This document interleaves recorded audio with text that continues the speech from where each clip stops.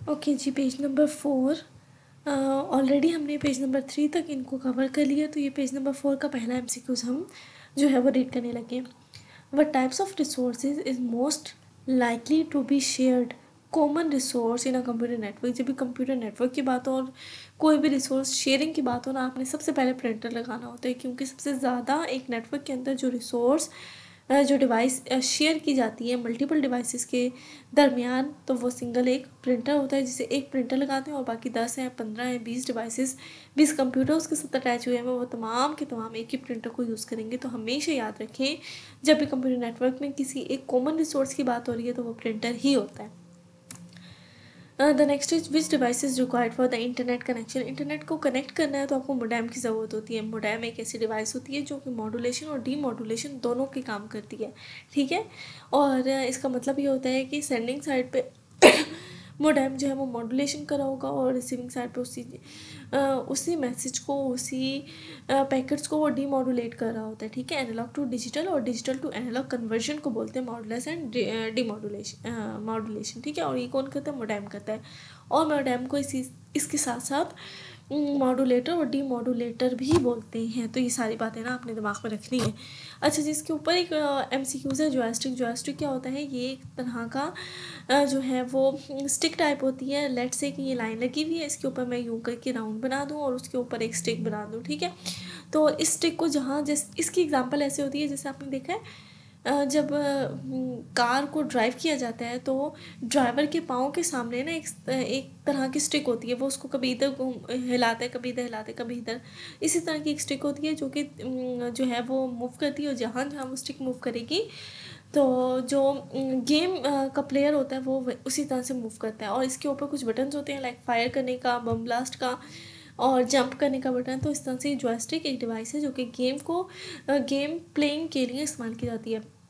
CD drive आपको पता है, वो ड्राइव जिसके थ्रू सीडी को आप प्ले करते हो। और NIC card network interface card होता है, इसके थ्रू जो है वो आपकी डिवाइस इंटरनेट से कनेक्ट होने के काबिल बनती है, ठीक है। मोडेम भी ज़रूरत होती है और मोडेम के अलावा एनआईसी भी इम्पोर्टेंट होती है, ठीक है।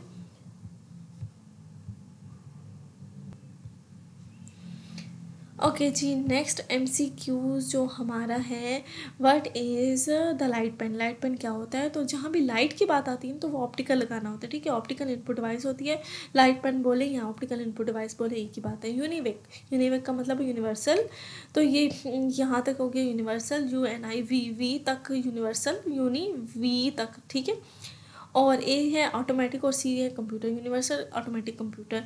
The capacity of 3.5 inch floppy की कितनी, फ्लॉपी डिस्क की कितनी होती है? 1.44 मेगाबाइट। ये आपको दिमाग के अंदर बिठा लेना है, 1.44, ठीक है।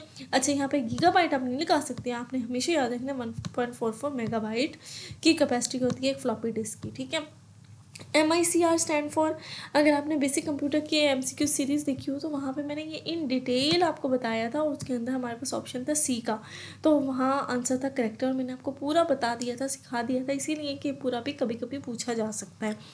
तो मैग्नेटिक इंक करेक्टर रिकग्निशन, तो आपको ये याद रखना है, ठीक हो गया। देन है EBCDIC स्टैंड फॉर। पहले तो ये समझें कि ये खुद कौन सी बला है। तो ये बेसिकली कंप्यूटर में डाटा को रिप्रेजेंट करने का एक कोड है, डाटा रिप्रेजेंटेशन स्कीम है, डाटा को रिप्रेजेंट करने का तरीक़ेकार, ठीक है। कंप्यूटर में डाटा को समटाइम आप 4 बिट्स में रिप्रेजेंट करते हो, समटाइम 7 बिट्स, समटाइम 8 बिट्स। तो EBCDIC is the way of representing the data in a computer, ठीक हो गया। तो ई जो है एक्सटेंडेड, बी बाइनरी है, सी कोडेड है, डेसिमल इंटरचेंज कोड, ठीक हो गया। तो ये आपको पूरा पक्का याद रखना है, extended, binary, coded, decimal, interchange code, ठीक है। तो कोड 2 दफ़ा आ रहा है, कोडेड है, 1 दफ़ा कोड है।